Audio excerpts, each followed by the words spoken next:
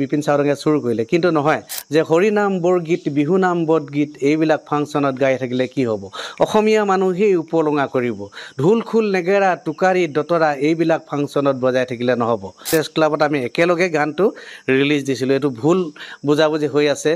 হয় আপোনালোকে চাবলৈ আৰম্ভ কৰিছে সত্য আমি সত্যৰ যোগেদি দেশৰ বিভিন্ন সঁচা কাহিনীবোৰ আমি দেখুৱাবলৈ চেষ্টা কৰি আহিছোঁ আৰু বৰ্তমান মই আছোঁ জনপ্ৰিয় কণ্ঠশিল্পী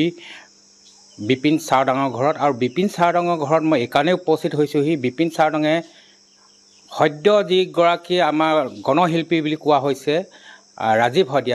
শদিয়াৰ যি অনুষ্ঠান কৰিছিলে য'ত অনুষ্ঠান কৰোঁতে তেওঁ ঢলি পৰিছিলে সেই তেওঁ বিপিন চাউদাঙে জনপ্ৰিয় কণ্ঠশিল্পী বিপিন চাউদাঙে নিজেই তেওঁক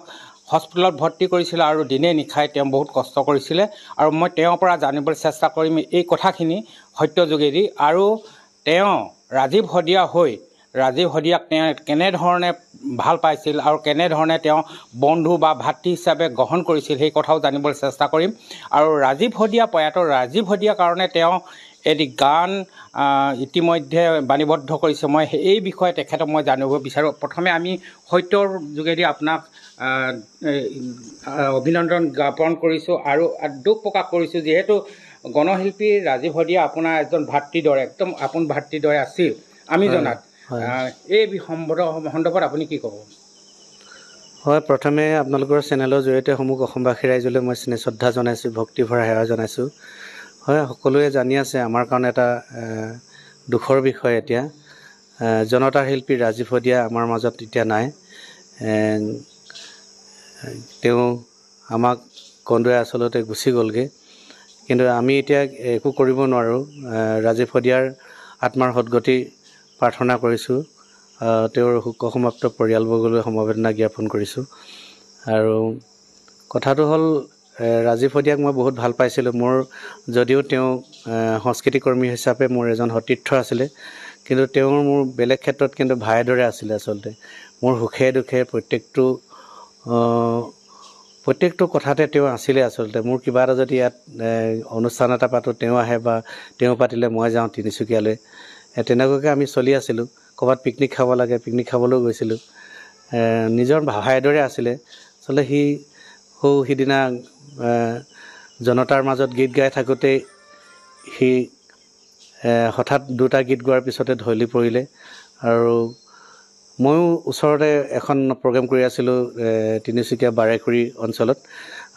মোৰ প্ৰগ্ৰেম শেষ হোৱাত মই গ'লোঁ হস্পিটেলত ভৰ্তি কৰাইছিলোঁ তিনিচুকীয়াৰ এখন হস্পিটেলত ভৰ্তি কৰাইছিলোঁ তেওঁৰ সতীৰ্থসকল বাদ্যশিল্পীসকল আৰু সেই যোনখন প্ৰগ্ৰেমত গান গাই আছিলে সেই উদযাপন সমিতিৰ মানুহ আছিলে লগতে ময়ো গৈ তেওঁক ধৰাধৰিকৈ আমি তিনিচুকীয়া হস্পিটেলত ভৰ্তি কৰাইছিলোঁ আৰু তিনিচুকীয়া হস্পিটেলত তেওঁক যেতিয়া ক'লে ইয়াত নহ'ব কেছটো ক্ৰিটিকেল আছে আমি তেতিয়া ডিব্ৰুগড় মেডিকেল কলেজলৈ লৈ গৈছিলোঁ তাতো ডক্টৰসকলক আমি বহুত ৰিকুৱেষ্ট কৰি চিকিৎসা কৰাইছিলোঁ কিন্তু ডক্টৰসকলে পাৰে মানে চিকিৎসা কৰিছিলে বহুত চেষ্টা কৰিছিলে তেওঁলোকক ধন্যবাদেই দিব লাগিব এতিয়া ৰাতি উঠি মই ছুপাৰিণ্টেণ্ডেণ্ট সঞ্জীৱ কাকতিদেৱক ফোন কৰিছিলোঁ ৰাতিয়ে কিন্তু তেওঁ উঠি ডক্টৰবিলাক দিছিলে আৰু চিকিৎসা কৰিছিলে কিন্তু ভগৱানে নিদিলে সি আমাৰ মাজৰ পৰা গুচি গ'লগৈ তেখেতক লৈ আপুনি এটি গীত বাণীবদ্ধ কৰিছে সেই গীতটি কেনেধৰণৰ বাণীবদ্ধ কৰিছোঁ এতিয়া কিছুমানে লিখিছে যে বিপিন চাউদাঙে ধন ঘটিবৰ কাৰণে এই কামটো কৰিছে গানটো ৰচিছে মই সমালোচনাৰ নামত কেৱল মানুহে সমালোচনা কৰে আচলতে গঠনমূলক নকৰে এই গীতটি মই লিখা নহয় লিখিছে ডক্টৰ বিনোদ চন্দ্ৰ বৰা তেখেতে লিখিছে আৰু সুৰ কৰিছে ডক্টৰ নিৰুত বৰুৱাদেৱে আৰু মোক গীতটি গাবলৈ তেওঁলোকে অনুৰোধ জনালে ময়ো গাবলৈ চেষ্টা কৰিছিলোঁ এটি গীত তেওঁৰ নামত তেওঁলোকে ক'লে এই গীতটিকে গাব লাগে গতিকে মই এই গীতটিকে এতিয়া বাণীবদ্ধ কৰিছোঁ এতিয়া গীতটি আপুনি গুণগুণাই দিব মাঘৰ বিহুত জনতাৰ শিল্পী ৰাজীৱ শদিয়া গৈছিল জনতাৰ মাজত গীত গাবলৈ পিছে মেজি জুই জ্বলি জ্বলি জ্বলি উঠে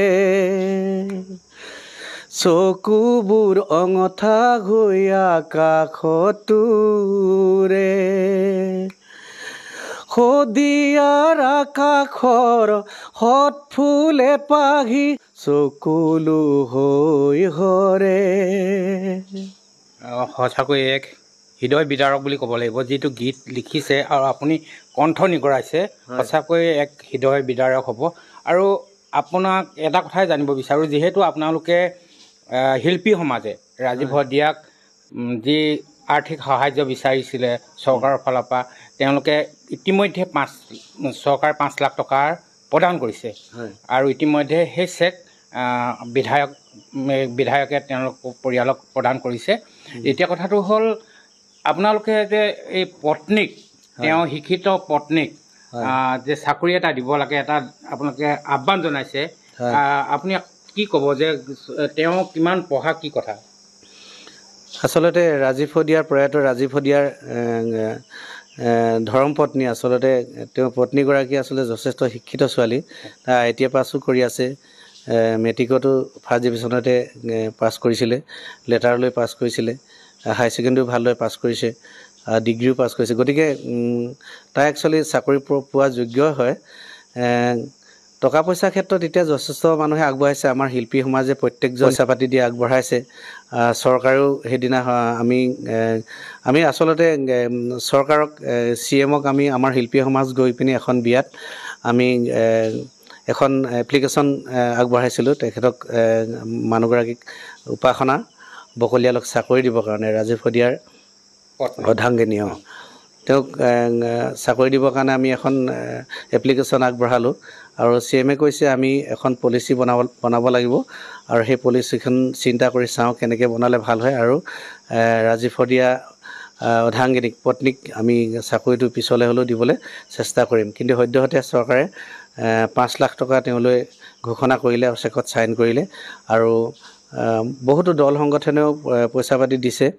কিন্তু মই ভাবিছোঁ পইচা পাতি দিয়াতকৈ যদি চাকৰিটো কিবাভাৱে হ'ব পাৰে তেতিয়া ভাল হ'ব বুলি আমি উপলব্ধি কৰিছোঁ। আমি সেইকাৰণে লাগি আছোঁ। আপুনি নিশ্চয় সেই ক্ষেত্ৰতে লাগি আছে। আৰু বিশেষকৈ আপুনি এটা কথা ক'লে, এই কিছুমান আপুনি গান লিখে আৰু যাতে এই যে বিতৰ্ক কিছুমান কৰে, সমালোচনা কৰে, এইটো যাতে হ'ব নালাগে, আপুনি নিশ্চয় সেইটোকে আহ্বান জনাব। মই এইটো আচলতে ভগৱানৰ পিছত এৰি দিছোঁ। এতিয়া ৰহেদৈ গানটোৰ ওপৰতো বহুতে সমালোচনা কৰি আছে। আচলতে যিটো গীত লোহিত গগৈ ককাইদেৱে লিখিছিলে আৰু ৰাজীৱ শদিয়া এটা সময়ত গাইছিলে, সেই গীতটোকে আকৌ পাছত আমি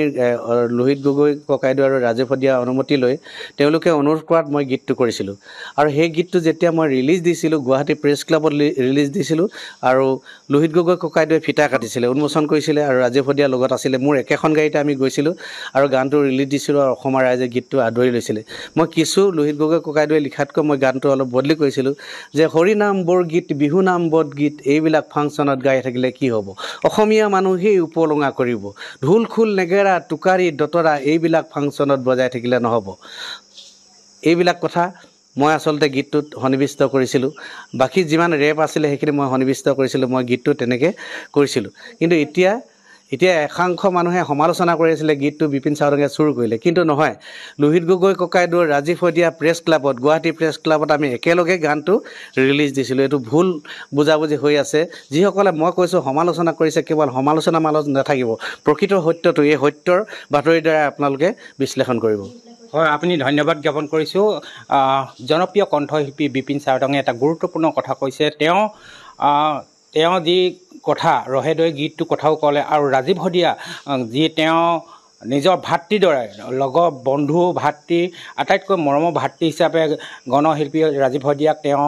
বিভিন্ন সময়ত তেওঁক লগ দিছে, সংগ দিছে। গতিকে এই যিকোনো ক্ষেত্ৰত শিল্পীসকলক অন্তত ৰাইজে সমালোচনা নকৰি সৎ সমালোচনা কৰক আৰু কিছুমান যিসকলে বেলেগ ধৰণে সমালোচনা কৰিছে সেই সমালোচনাৰ পৰা যাতে আঁতৰি থাকে, তাৰ আমি সত্য যোগেদি আমিও আহ্বান জনাইছোঁ।